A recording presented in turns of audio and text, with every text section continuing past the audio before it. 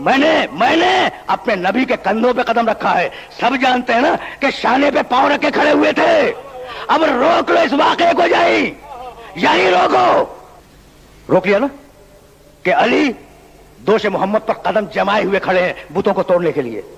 अच्छा, बाद में अली ने बड़ा नाज भी किया है 3 जुमलों में। कहने लगे कि तुम मुझे क्या पहचानोगे? आना बनैतुल इस्लाम, इस्लाम की बिना अपने भाई के साथ मैंने रखी है।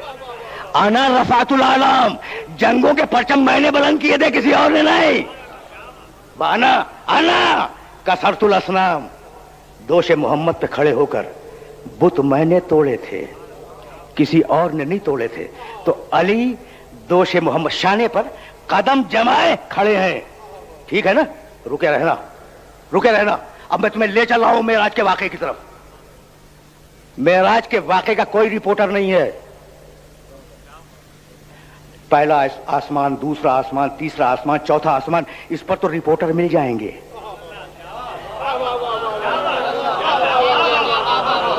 ठीक है ना? फरिश्ते मिलेंगे, अंबिया मुरसलीन मिलेंगे। जहां तक जिब्रील साथ गए थे, जिब्रील अलैहिस्सलाम रिपोर्टिंग कर सकते हैं, लेकिन जब जिब्रील का भी साथ छूट गया तो अब रिपोर्टर कोई नहीं है। अब पैगंबर तना जा रहे हैं। अब जो रिपोर्ट आएगी वो ज़बाने पैगंबर से। पैगंबर ने कहा कि उदनो मिन्नी की सदाएं आती रही, और करीब आओ, और करीब आओ, और करीब आओ। सुनोगे भाई? अगर सुनना ही है तो सुन लो। पैगंबर कहते हैं कि जब मैं जिब्रील को छोड़कर आगे बढ़ा तो 1000 मर्तबा उदनो मिन्नी की सदा आई, और करीब आओ। और मैंने हर मर्तबा उतना फासला तय किया जितना जमीन और आसमान में फासला है। सोचो ये कायनात कितनी बड़ी है। कि 1000 मर्तबा उदनो मिन्नी की सदा आई, हबीब और करीब आओ, और करीब आओ। और पैगंबर कहते हैं कि एक एक मर्तबा में मैंने उतना फासला तय किया जो जमीन और आसमान का फासला है। जलाल इलाही को देखते हुए चले, जबरूत इलाही का मुशाहिदा करते हुए चले, अर्श इलाही पे बुलंद हुए। पैगंबर कहते हैं मेरा जोर जोर कांप रहा था, मुझ पर दहशत तारी थी जलाल इलाही की कि इतने में पसे पर्दा से कोई हाथ आया और वो हाथ शाने पे आके रुक गया। मुझे उस हाथ की खुनकी भी महसूस हुई, उस हाथ का लुत्फ भी महसूस हुआ, उस हाथ का करम भी महसूस हुआ, और अब तक उसका मजा ले रहा हूं। भाई मुझे कहने दो कि जिस मकाम पर मेराज में हाथ रखा गया उसी मकाम पर मेरे अली ने कदम रखे।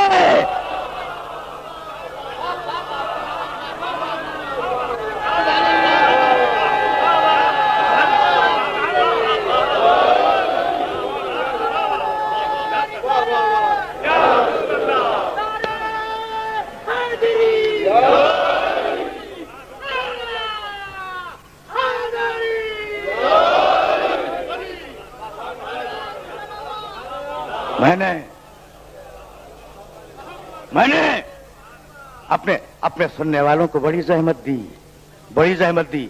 एक शेर सुनते जाओ, बहुत कम आदी हूं मैं शेर पढ़ने का। अल्लामा इब्ने अबिल हदीद मुअतज़िली रहमतुल्लाह अलैह आलम इस्लाम के बहुत बड़े आलिम हैं, और उनकी शरह नहजुल बलागा आलम इस्लाम की एक इंतहाई कीमती और बावक़त किताब है। उन्होंने मुअतज़िली उन्होंने अली की शान में 7 कसीदे लिखे, और वो अलवियातुस सबा के नाम से मशहूर हैं और मिस्र से छपे हैं। उठा के उन कसीदों को देख लेना। एक कसीदे में कहते हैं व अलीयुन वाज़िउन अक़दामहु फी महल्लिन वज़अल्लाहु यदह। अली ने बुत शिकनी के दिन उस मकाम पर पांव रखा जहां अल्लाह ने मेराज में हाथ रखा था। तब अल्लाह के न हाथ है न पांव है, जब चाहे अपना हाथ बना दे, जब चाहे अपना पांव बना दे।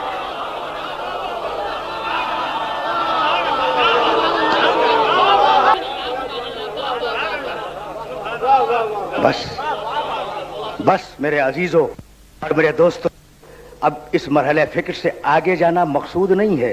भाई अल्लाह के हाथ तो नहीं होते ना। اب جس ہاتھ کو چاہے اپنا ہاتھ بنا لے. اللہ کے پاؤں نہیں ہے, جس پاؤں کو چاہے اپنا پاؤں بنا لے. تو ہاتھ بھی اس کا, پاؤں بھی اس کا. اب مجھے حق ہے کہنے کا یہ نہیں کہ علی کا ہاتھ اللہ کا ہاتھ. توجہ ہے؟ اگر توجہ ہے تو جملہ سنو. علی کا ہاتھ اللہ کا ہاتھ. بھئی ید اللہ تو بہت مشہور ہے نا. بھئی یہی سبب ہے کہ منزل ذیقار پر علی بیٹھے ہوئے اپنی پھٹی ہوئی جوتی کو ٹانک رہے تھے. جملہ نہج البلاغہ میں ہے, دیکھ لینا. اور ذیقار ایک منزل ہے جو آج بھی موجود ہے. منزل اسے کہتے ہیں جہاں ایک دن کی مسافت طے کر کے قافلہ رکے, اس کا نام ہے منزل. آج بھی منزل ذیقار موجود ہے. منزل ذیقار پر علی کا لشکر رکا ہوا تھا اور علی دوپہر کے وقت بیٹھے ہوئے اپنی پھٹی ہوئی جوتی ٹانک رہے تھے. اتنی پھٹی ہوئی کہ لوگوں کو دیکھ کر شرم محسوس ہو رہی تھی. عبداللہ ابن عباس نے کہا کہ یا امیر المومنین, کب تک اس پھٹی ہوئی جوتی کو ٹانکتے رہیں گے؟ اٹھا کے پھینک دیں, دوسری لے لیں. جوتی رکھی, ابن عباس کو دیکھا اور کہا ابن عباس, علی کی نگاہ میں یہ جوتی تمہارے تخت سلطنت سے افضل ہے. معصوم کا کوئی جملہ مسئلے سے خالی نہیں ہوتا. ابن عباس, اس جوتی کو کیا سمجھتے ہو؟ یہ تمہارے تخت سلطنت سے افضل ہے. دوش نبوت پر قدم جمائے ہوئے بتوں کو توڑ رہے ہیں, اور جب بت توڑ دیے جست کی اور زمین پہ آئے.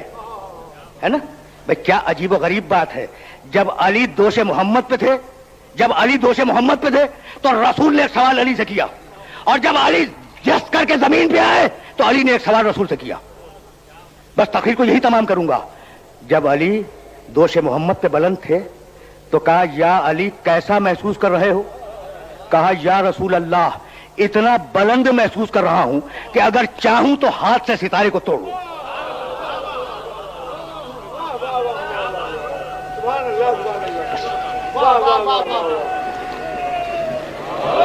بس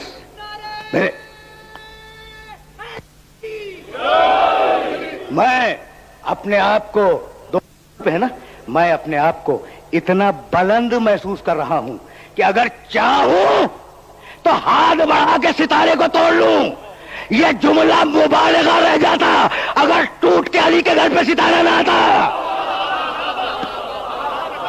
ایک سوال رسول نے علی سے کیا, دوسرا سوال علی نے رسول سے کیا. سن لیا نا کہ رسول نے کیا پوچھا؟ علی کیا محسوس کر رہے ہو؟ کہا یا رسول اللہ اتنی بلندی پہ ہوں کہ ستارے کو چاہوں تو توڑ لوں.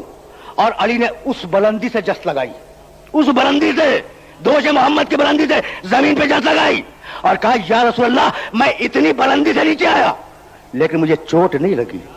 کہا یا علی تمہیں چوٹ کیسے لگ سکتی تھی؟ بھائی سننا, تمہیں چوٹ کیسے لگ سکتی تھی یا علی؟ کہا یا رسول اللہ کیوں مجھے چوٹ کیوں نہ لگتی؟ کہا بلند کرنے والا سید الانبیاء تھا, اتارنے والا سید الملائکہ تھا. ایک سوال جب علی کندھے پہ تھے تو رسول نے علی سے کیا تھا.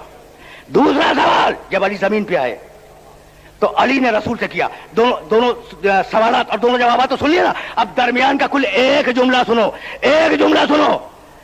درمیان کا جملہ سوال نہیں ہے, درمیان کا جملہ علی نے حیرانی کے عالم میں کہا کہ یا رسول اللہ, جب دوست پہ کھڑے تھے قدم کو جمائے ہوئے, یا رسول اللہ آج میرے مزاج کی کیفیت عجیب ہے. کہا یا علی کیسے عجیب نہ ہو, تم کار حق انجام دے رہے ہو, میں بار حق اٹھائے ہوئے ہوں. بس تم کار حق انجام دے رہے ہو, میں حق اٹھائے ہوئے ہوں. علی کا بوجھ حق کا بوجھ ہے. علی کو پیغمبر نے حق کہا یا نہیں؟ کہہ دیا نا. دیکھو اگر میں اپنی زبان سے یا اپنے حوالے سے کہوں تو نہ ماننا, لیکن اگر بزرگوں نے لکھا ہو تو اسے مان لینا. بزرگوں نے لکھا ہے کہ رسول نے کہا کہ یا علی تمہارا بار حق ہے, یعنی علی حق ہے. اب سورہ پڑھو، علی حق ہے، بسم اللہ الرحمن الرحیم، والعصر ان الانسان لفی خسر الا الذین آمنوا وعملوا الصالحات وتواصوا بالحق. جب تک